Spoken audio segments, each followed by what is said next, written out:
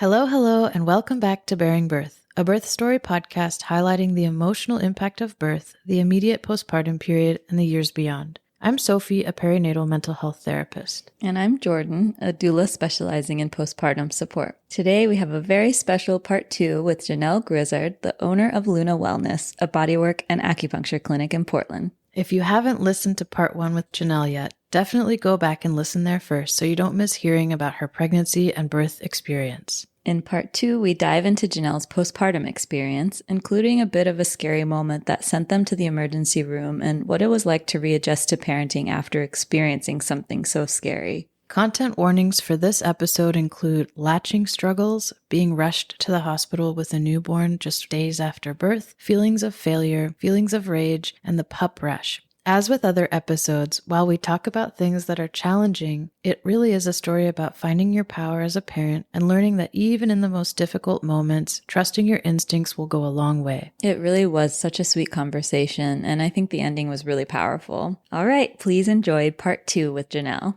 A doula and a therapist are sitting down to talk about birth. A doula and a therapist are sitting down to talk about birth. Ready to go home. Ready to go home. And I knew that was happening. I knew we weren't necessarily going to stay the night unless we needed to. And we felt like we needed to. And we both kind of, I guess, decided that we were just going to go home. Like we were okay. But that first night was intense because it was just like, wait, maybe we should have stayed at the center because we don't know what we're doing. It's overwhelming. Yeah, it's very overwhelming and probably would have maybe pushed to stay an extra night thinking back on it, or just setting up some extra help to come home with us, like my doula to come home with us that night or something like that. Yeah, because we got home, it was just me and him or the three of us. And I remember we stopped for a milkshake at Burgerville on the way home. Because again, I was like, I just had a celebratory. It was like 11 o'clock at that time. I was like, let's do a milkshake. Yeah. And then we were exhausted. So we were like, let's get to sleep. I remember that first night being very easier than I thought. I didn't, again, know what I was expecting, but he didn't cry a lot. I think we actually got like 3 to 4 hours. Very newborns are like so sleepy, which can be really helpful, but. Okay. And I still don't know that to this day. And I'm like, I don't know if that was normal or not. In my head, I was like, aren't they supposed to like not sleep? Like ever, like maybe for an hour at a time. And then I remember trying to feed him and thinking I was feeding him and, trying to get him latched. It was all new. The next day, the midwife came and did some other tests and all of that you got to do on the new baby. And they asked me the question, like, are you, is he latching? Are you feeding okay? And I was like, yeah, I think so. Like, he's on there for a little bit because we were going to go for the breastfeeding. And I don't remember any other questions being asked or anybody watching or anything like that. But They didn't watch the baby latch. yes. So I didn't get any like, am I doing this right or am I not doing this right? I don't know. I'd never experienced this before. So it's like learning a new language. yeah. Well, so it turns out he was not latching. And so I basically, and I say this kind of in a harsh way towards myself, but it's the only way I know how to say it, is like I was essentially, unfortunately, starving him. He wasn't getting any colostrum or anything like that because he was not latching. And I didn't know this.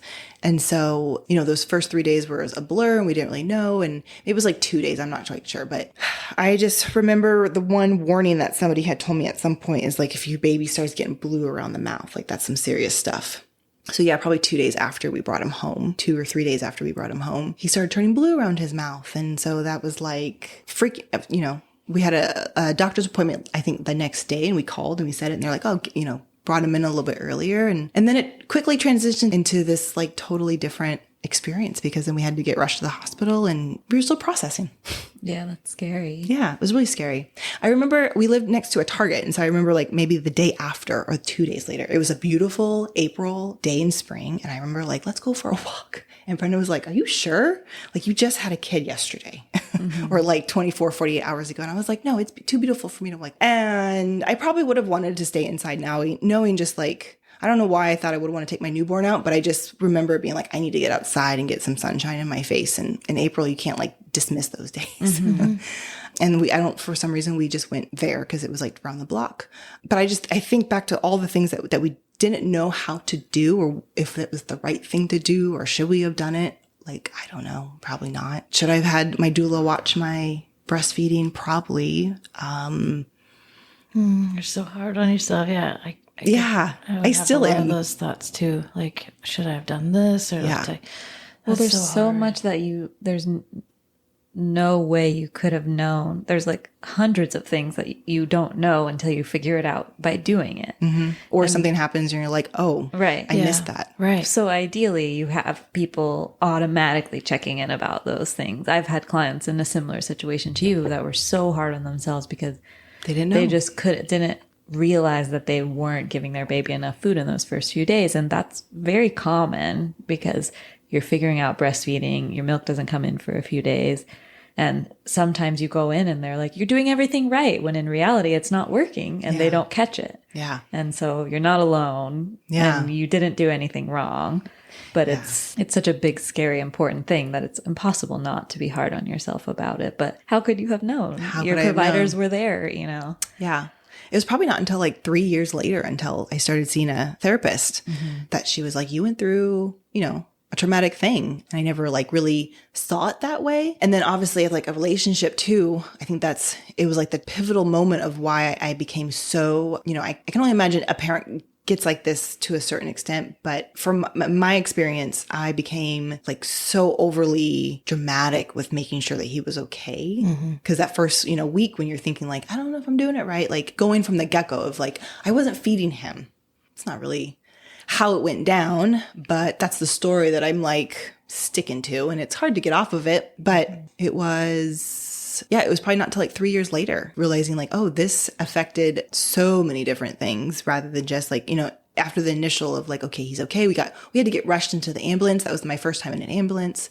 That's so hard. Literally 3 days after having, so like the hormones in my brain are like totally not syncing up together, but And already your body's just recovering. Yeah. And it was my traumatic experience for that. And then, but I can't help but think about all the other people who have different types of traumatic experiences around there when you just have a kid, whether you're in the hospital and something happens where you have, like, you guys get separated right off the bat and all the different things. And I get a lot of clients who come in now who share these kinds of stories. And it's just, I feel, because I even though I wasn't going through what they went through, it's still a traumatic experience that you're like probably beating yourself up for. And it's just not, it doesn't feel good. And you just kind of want to wrap everybody up in a big hug and hold them. Because, you know, you can't say anything that's going to make change what they say to themselves or anything like that. They just kind of have to work through that themselves and hope that everything turns out the way you want it to turn out. So, yeah. How old is your son now if you had him in 2019? I had him in 2018 and he's 6 now. 6. Yeah. And you went to therapy around 3 years afterwards to work through this. It's like 3 to 4 years. Like, I feel like I started seeing my therapist probably, like 2 years ago. Yeah. Maybe during COVID, I would probably assume. Yeah. Do you feel like you've been able to have compassion for yourself and not hold so much blame on yourself? I can tell like emotion comes up for you even now as you talk about it. Have you been able to move through that in some way? Yes, definitely. I don't necessarily blame myself or think that I could have done anything differently because I didn't, and I can't really go back and do it differently. But it still is definitely an emotional thing because it was so scary. Yeah. Staying in hospitals, my first time staying in a hospital for a couple of days, and it wasn't even about me. And he's just so helpless, and they come out relying on you. So, yeah, so hard. Yeah. Yeah. You mentioned like comparing your, you know, what was traumatic for you to like things that you hear that other people experience as traumatic. It just made me think of something you said about how, you know, labor pain probably feels different for everybody. I feel like it's the same thing for trauma. Like everybody's so different. And we talk all the time on this podcast about how you can have a traumatic experience that like the next person might think was the perfect experience and vice versa. Like there's no two people that are the same that are going to experience one event the same. Even if it was like a huge trauma, you know, it might greatly affect someone and not the next person. So normal to compare to what other people are experiencing. But pretty often on this podcast, we hear people who are affected in traumatic ways by seemingly very small things. yeah. And so, But at I the feel time, like it doesn't matter, feel small. right? Yeah, it doesn't matter what the thing is. The trauma is valid, whether it's quote big or small, or after birth or before birth. You know, it's all hard and scary, and you're going through such a transformative time. And, you know, just you're taking so it one step at a vulnerable, time. Yeah. And then So vulnerable. thrown into this scary experience right away. Yeah. That's hard. Yeah. Yeah, I carried with me that I like failed him. So I think that's the part that I haven't quite, I'm still working through is so like to this day, even at 6 years old, it's like, I cannot fail you. I need to know what you need so that I can be there, be that one person to give you that. Yeah, exactly. And so when you come out of the womb and I can't even get what your basic first need, it's a really hard thing to let go. Yeah. Even though you know all the things that, you couldn't do anything. He's fine now. He's a healthy kid. Yeah. That story lingers. That story lingers. Yeah. On a really core emotional 100% level. Yeah.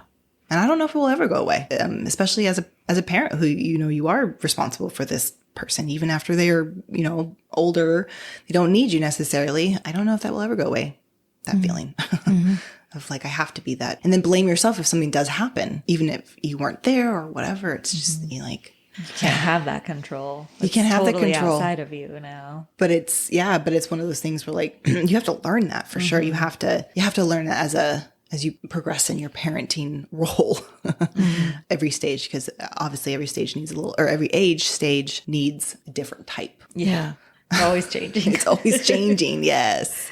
You had to learn something really, really difficult in the first couple of days. Oh my gosh. Yeah. Did it take you as a family a long time to recover and sort of get your feet back under you after that and leading into the rest of your postpartum experience? Because we were at the hospital for a couple of days, the nurses there, they were helpful and they told me what I needed to do. They introduced me to the nipple guard. This was why he couldn't latch on, because there was nothing he couldn't latch on. And so part of me was a little sad that I didn't get that aftercare. I think that would have been caught if I was stayed at the birthing center or the hospital. Maybe if I was at a hospital, that would have been caught probably within the day or two, because I think it's typical that you stay an extra day or two after having the kiddo at the hospital. But I'm not quite sure on that. I always wonder, like, would that have been caught if I had done that differently? I don't know. Yeah. There's no way to know. There's no way to know. But I just know the nurses gave me the nipple guard at that point, and then he was able to latch, and we knew we were seeing things happen and flowing, and so that felt better. I did go see a lactation consultant after that too, a couple times, to make sure that we were doing okay. So I think we recovered, yes, but the nipple guard was really hard to incorporate into that. You couldn't just do what you need to do wherever you needed to do. Right. You had to have this little piece of thing with you, and so it was in the middle of the night in the yes, dark. yeah, or or it fell and got hairy or dirty or whatever. You can't, like, that was a really difficult little piece. It was such a little piece, but yeah, it was so It's like huge. Yeah, it was a to game get changer. A little Yeah. link to being able to breastfeed. Exactly. And it was such a little thing, and I had no clue about a nipple guard. No clue at all. I never even saw it on a registry, never saw it as an option of like, maybe you should get this. So I think we recovered in that sense, because now we knew that he was being fed. And I think that's when I was like, I got to get lactation, like make sure I'm doing things. But that also then again took me into like question a lot of parenting decisions. And I think that stems from that one core memory of Never wanting to feel how you felt again. yeah. So I think in that regard, yes, but I think in other regards, no. It shaped my way of being a parent. It shaped my husband's way of being a parent. It shaped my relationship with my husband around care for our son. And I became a very controlling parent a little bit. Not a little bit, I'll say a lot. You want to make sure you're doing the right thing. Yeah. I could see why makes that sense. developed. Yeah. Yeah. I can see it now. In the middle of it though, yeah, we had a lot of relationship parts. I can see why some people, it's hard to get past that first 2-3 years with the partner because gosh, you're going through something so big and transformational. Yeah, and if you don't have a strong trust or communication, like it's so easy to separate and Get on dividing sides. yeah. Well, I mean, even it's with easier strong to trust separate. and communication, like you're pushed to the edge no matter what. Yeah.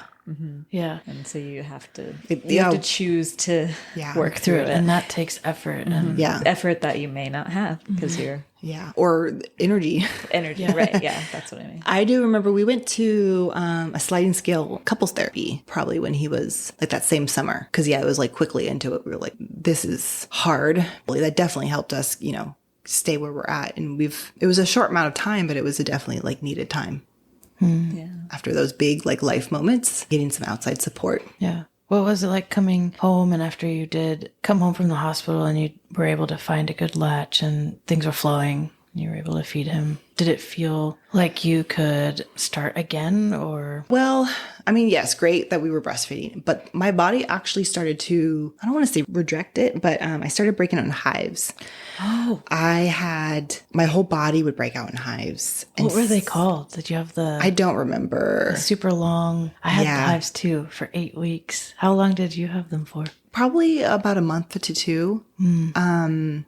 I feel like Sophie perked up like, oh, yes, I know. I've never actually heard of anybody else having it because it was awful. And somebody was like, your body thinks it's like this foreign thing and is, trying to protect itself. And that was a hard thing to get because you're like, it's so uncomfortable and itching your whole body. And it made me not want to breastfeed. It made me, it was hard for me to want to hold him. Did you just get it on your breasts? No, I got it on my stomach. I got it on my back. I got it all over. Yeah. All over. And I think if you itched it would spread everywhere. Yeah. And I actually still get hives randomly. Not as bad. Sometimes really bad and then sometimes not. And for no reason. Like I've tried to pare down, like, was it something I ate? Was it something I put on? Nope, none of it. It's just, I think my body is very sensitive to some things. But yeah, that made it a hard 4 to 8 weeks. Again, trying to get through the whole like new breastfeeding and the routine and all of that. And so that was, the after, yeah.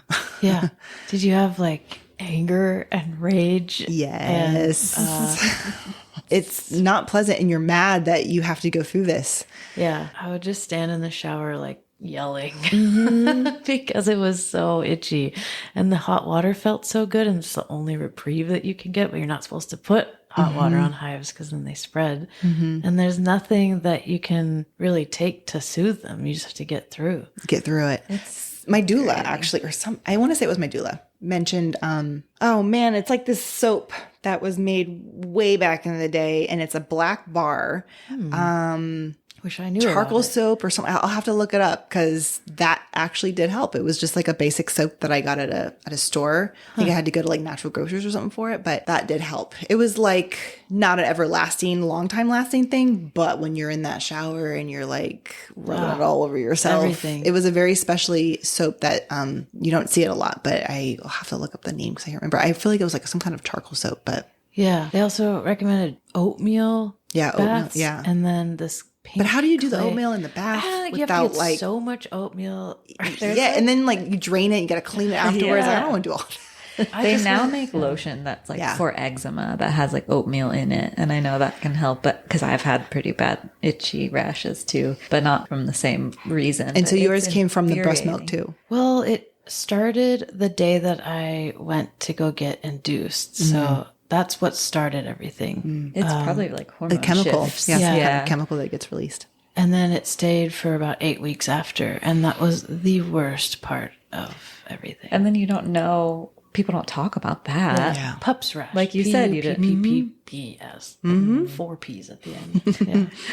But that's why we want to talk about this stuff because it's not like we don't want to scare people. But if you've heard about it before and it happens to you, it's not so isolating and scary. Yeah, and then you have a list of things you can try. Yeah. It's hard enough just having to go through the rash after that big scare and going to the hospital. Gosh. Yeah, I definitely had I think I did have medium amount of rage around that time because, and then you add the no sleep. Yeah. Yeah. And there were many times where I would just like, take the baby, like take her because I have to itch everything. Yeah. Take them away. Because I'm going to scream. Not necessarily at the baby, but like at my body. Yeah. No, I'm sorry that you went through that too. I haven't found anybody. Yeah, that was not pleasant. But at some point the rash went away. We got the feeding down. I don't think we probably gave up the nipple guard or the nipple shield until probably like 6 or 7 months into it. It's a long time. Yeah, I feel like we went through like majority time of it. And I almost thinking about it, I'm like, I wonder if that's why he weaned so early. Because he weaned at like 9 months. He was like, nope, don't want to do that anymore. And I almost wonder if it's because I stopped using that. And so it was harder for him to, and at that point we were also probably giving him more bottles. I think we always gave him bottles because in my head I was like, I am not going to be the only person that can feed him. I need that little bit of sanity for myself. And because of how we started out, I think too, of just like the trouble that I had to go through too. It wasn't just as simple as like, here you go. I had to like get a preparation going. Right. So anyways, I think at some point he was just like, the bottle's easier. So I think he weaned himself off at like 9 months, which I was not mad about. Yeah. Because I don't think I loved breastfeeding. I loved it for many reasons, but I was not necessarily totally sad when it was time to let it go. That's valid. You don't have to Yeah. like it, love it. You can feel however you want about I mean, there's it. no question it's a very special thing and beautiful thing if you can do that and you want to do it. But I knew early on, I was like, we're not doing this until he's 2. I wish I was that kind of a parent, but I think, again, the way that we started, I was like, I can't do this for too long. I imagine it felt like a relief to not have to bear the sole responsibility of feeding him after going through that trauma. And there's food, and then your partner can bottle feed them. Yeah. And I mean, also at 9 months, like they're eating little things here and there. yeah, baby foods and stuff like that too. Yeah. So yeah, I was very like, oh my God, I have my body back. Yeah. I don't have to feel that anymore. Like feel like all that comes with it. Yeah. It's a lot. Yeah. But 6 years later, I will say, not that I miss the breastfeeding portion of it, but I do miss all of these close moments because he just turned 6 in April and all of a sudden, he's getting less and less dependent. Like he, less and less needs me. And it's like, oh my gosh. I probably would go back one day for a breastfeeding session, like back in the day when he was a baby, because, to get that moment again. Yeah. It's the intimacy. Yeah. You're so close. You're literally attached to the body. Yeah. Yeah. And then they're out in the world, Yeah. away from you. I know. I still look at him and be like, I cannot believe I made you. You're so big. Yeah. It's pretty amazing. Yeah. So, is there anything else about your postpartum experience that feels important to share, or if you listened back on this that you would want to keep as a record? My postpartum experience, those support groups, get myself into a support group, because those are where you're going to be able to like say these kinds of things and feel like you're not, have other people know what you're going through, or at least give resources, or just kind of understand, or just listen. And I wish I went to more of those. In the same way that I have never met somebody who has had the rash, have you ever met someone along the way who had that experience of you couldn't find a good latch, you felt like you were doing everything you could, and then you found out he wasn't getting any milk? Did you ever find somebody who went through that similar? Not that I can recall. Not that I recall. If there's anyone listening, I do think it can be so healing to find someone, because you can work through. There's just that other person who understands without even having to say something. Yeah, that's probably another thing I would probably maybe do differently or change is, but you don't know until afterwards, right? Like you don't know it. It's so hard because I didn't know until after it happened. But I wish I would have, if it wasn't with the breastfeeding, even if somebody had caught it, like it could have been with something else. Like we also had other things that we were going through that he went through as a newborn that you just don't know if is normal or not. And so, Having people to talk to. Yeah. Community. I guess that would probably be my biggest thing, is just like finding that, especially if you are able to take postpartum time off of work and you are home, like as soon as you're feeling ready to like get up and go out, find a group that you feel good in, whatever kind of group. Doesn't even have to be it could be a lactation group. It all is connected. So if you're not sleeping because you're not, breastfeeding right, or feeding, then finding some kind of group to like just to share those experiences with, listen to the podcast, like something to make you feel like you're not alone, like you said. We have lots of groups in our resource document, and we'll share some in this episode description as well. Lots of local Portland groups, as well as some like international resources. Yeah. It's huge. Yeah. Find that support group.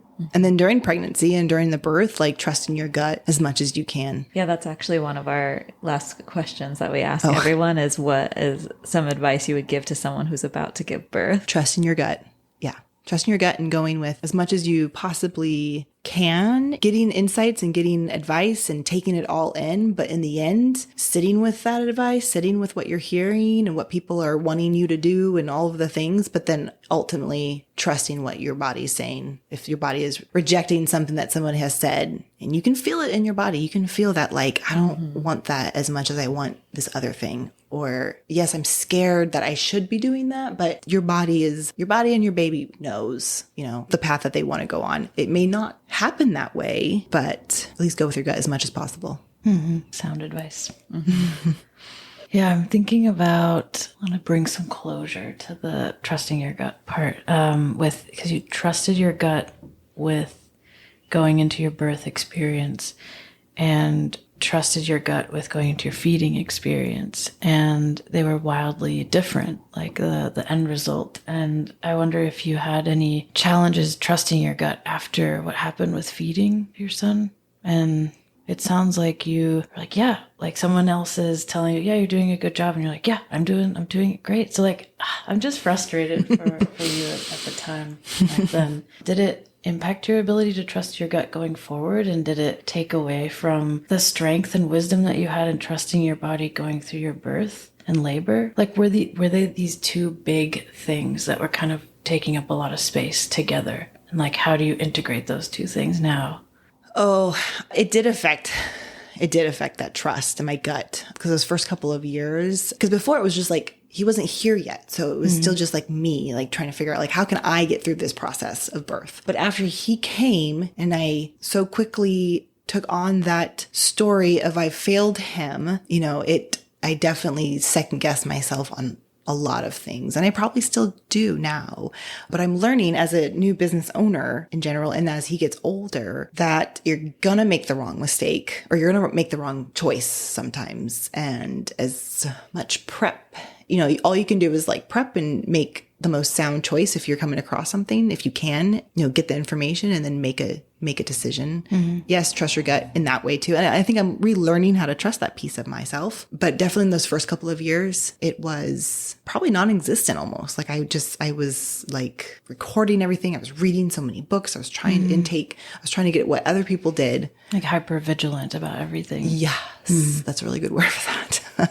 Because I did not trust myself to make the right decision. Am I giving him the right medication? Should I be giving him medication? Then feeling guilty for doing it or not giving it to him. And then, it's just a never ending cycle of like second guessing all the decisions. Because when you're in charge of somebody else, you have to make those decisions. But again, I think now 6 years into it and with the new business, I would like to believe and think that I've overcome that a little bit, because you got to make progress and just hope that you make the right decision. Yeah. And that wasn't to say like that you are to blame for that at all. That's not. No, yeah. Like your gut was telling you, I hope you don't get that. No, I did not get that. No. I didn't get that from all, but it was very much like, because I think I do still subconsciously blame myself a little bit, like body wise, but in my brain, I know that that's not true. Yeah.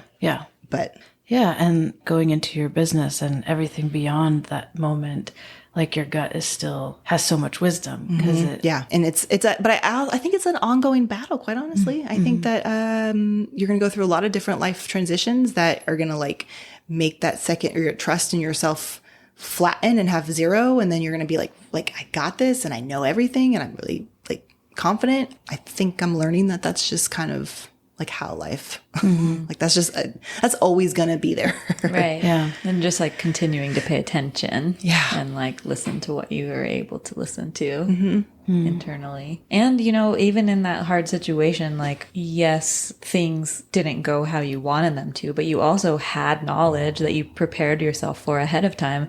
And you used that knowledge to get help when you needed to. And you put yourself and your baby in the situation that you needed to be in to get help and recover from the hard thing that happened. Yeah. So it wasn't just like, oh, I like failed and my intuition didn't help me here. Like it did. It was just, at a scary time. Yeah. Yeah. That's a good way to putting that into better words. More eloquently. Yeah. That's what I was trying to say. Yeah. I did get that from what you said. Like I didn't think that like, but I just don't you want summarize to it walk away thinking like, oh. That's a beautiful way to say it. Yeah. And a reminder, because I think we forget that. Yeah. Yeah. Because someone might not have any idea that if your baby's lips are blue, that's a big problem. Like there's 100 things that could be a big problem that you may or may not recognize. And you recognized it and you got help right away. You took action right away. Yeah. You forget those kinds of things when you go through. Yeah. The emphasis is on like what you didn't do prior to knowledge, not what you did do having had knowledge. Yeah, you have your intuition and you have the information you have at the time. And that's it. Yeah. So our last question is, what is something that makes you laugh about your birth experience or being a parent overall? Oh, don't get comfortable with anything. And I mean that with any aspect, the sleeping, the eating, don't get comfortable because it all changes. And I'm going to stop there. But then I'm also going to add another one. You guys can kind of pick which one because it's kind of all I got. Yeah. I would also have to say that as they grow up, it's just so bizarre to see them become their own person.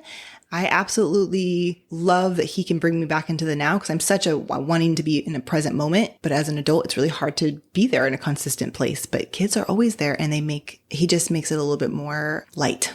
Mm-hmm. Even in the really heavy parts of being a parent, they can generally always bring a little bit of like lightness and in the now, what's the problem? Mm-hmm. Yeah, totally. It's not really a funny thing, but I find it humorous that we just get so wrapped up in our heads and then we look at our kid and they're just in the moment playing with whatever on the floor or outside. And I just find it so humorous that the dynamic between the two. They just like bring you right back down to earth. Yeah, like right back to reality, but in a great way. In a great way, yeah. Yeah. Yeah, you're stressed about something, worried, and then they ask you a silly question or bring you something silly or do something silly and you're... Or like you see the wonder they have for like something you see every day that you don't ever think about. Yeah. And it just like changes your perspective on that thing for a moment. Yeah, it brings just like some kind of like a lightness to the world. Mm-hmm. Yeah. They're not, weighed down by the stressors of life yet, like all of us. And it's like, man, the news, that's so nice. Yeah. Yeah. That and the change, like, don't get used to anything. Mm-hmm. Everything is always changing. And I find that kind of ironic in that sense. It's like when you get your feet under you, then you've got a new problem to figure out that's not related. You're like, oh, great. What's next? That's kind of comforting, though. But then, you can let go of something that was hard sometimes, not always. And try to laugh a little bit about some things because, not everything has to be everything. There's a lot of serious things, obviously, but remembering that things aren't going to last, maybe you can change the perspective of. Yeah. Mm-hmm. It's already helped me a lot. So what's next for your business the next 6 months? What are you planning? What are we planning? Yeah. I think we're still navigating being a small business with a new owner. We know we've had some changes happening. And so we're just trying to plant our feet and get really rooted with our community, new community, hopefully that will be finding us and coming to us. We just got into network with Regents Blue Cross and Providence. And so that's really huge. And so we're just trying to find, keep the people that are already in the community that want to be with us, but then also share and grow that community. Cool. Well, we're excited to share your business with everybody. Thank you. And thank you for sharing your birth story too. Thank you for letting me talk about it for so long. And thank you for being vulnerable about the hard stuff because it's so important to share about the good stuff and the hard stuff. Yeah. But we loved hearing your story. It was so special. I love that you guys are doing this because from the get-go, I always I love talking about it because, people have this perception of birth. And I feel like I had more of a positive experience than some other people may. And so I want people to hear that side and not just That's important. Really important. The stuff, because it can go a lot of different directions. Yeah. And I love hearing other people's birth stories. I think they're fascinating. They are. Fascinating. Yeah. Did you ever feel like after a couple of months you couldn't really share your birth story anymore or people stopped asking and you wanted to share? I still feel that way. I think early on I didn't feel like people, I don't know. I think I just had the perception of people, if they wanted to know, they would ask. And so I didn't want to always give up my information because I want to assume that people would want to hear it. I think they're more interested once I tell them I had an unmedicated birth and they're like, oh, how did you do that? I think that's when most people are kind of interested. But even then, I don't know. I kind of have a sense some people just kind of they lose interest. People like that tendency, like humans. Okay, I heard enough. Yeah. And with their eyes. And so I'm always kind of aware of body language. And so I always perceive more on the side of unless they want to know, they'll ask questions. If not, I'll give them a very brief synopsis. Yeah. There's not very many people in life that you're just going to sit down and tell the whole thing to, but it's so important to do that. Because the everyday people that I see in my everyday life, I don't know if and my sisters, they all had different births than I did, so they never even have asked. And so it's just this kind of a perception that I've carried on. It's if you and then I have people who will sit down and be like, tell me everything, I want to know. So are those people usually people who have given birth before? People who have not given birth. Oh, really? Yeah. Okay. I have a couple that I friends who are either thinking or wanting or, just curious about the whole thing and they'll ask. Yeah. I'm Well, like, now I'm so people glad that you can asked. pause, I know. keep going. I love it. Go for it. Yeah. And you have this story to look back on too, years to come. Yeah. I always like to see this as like a little moment in time, how you think about it and talk about it now. And maybe in 10, 20 years from now, you might remember different parts or that story. I am glad I did it now because I was thinking about that on the way here. I wish I had taken better videos or pictures during the birth because I don't have very many now. And I wish I could. I want to look back and like see that big thing that happened. And I'm bummed that I don't have moments to like remember it because your brain starts to forget things. So now I'm glad I have this forever to listen to. Yeah. It's like a mental picture. I have one more question. Story. Would you do it again? Give birth again? I would actually. I would. Giving the birth and even the pregnant part wasn't the scary thing. That was the good, that was the easy part compared to like having the newborn, in my opinion, because all of the things happened after he was here and learning curve. But now that I've been through it once, I definitely feel like I could do it again with a little bit more confidence, a little bit more like trusting my gut. So yeah, I would. And I'd actually probably do a home birth this time. Next time. Yeah. Well, thank you. Thank you. On. Thank you for being so comforting and lovely. And I appreciate it.